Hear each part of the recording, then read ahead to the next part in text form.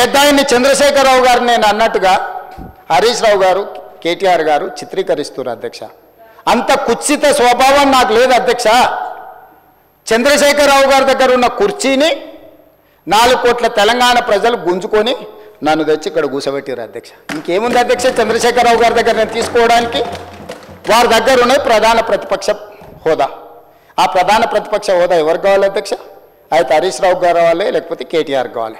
అయితే గీతే ఏదైనా కోరుకుంటే జరగరాంది ఏదైనా జరిగితే వాళ్ళిద్దరు ఆ కుర్చీ కోసం పోటీ పడతారు. కానీ నేను ఇక్కడి నుంచి అక్కడికి పోను కదా అధ్యక్ష. నేనెందుకు కోరుకుంటా అధ్యక్ష?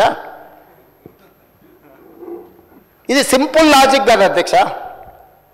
నాకెందుకు ఆపాదిస్తున్నారు అధ్యక్ష అట్లాంటి తప్పుడు మాటలు అన్నిటినీ? నేను అట్లా కోరుకుంటలేను అధ్యక్ష. 100 సంవత్సరాలు ఆయురారోగ్యాలతో చంద్రశేఖరరావు గారు ఉండాలి.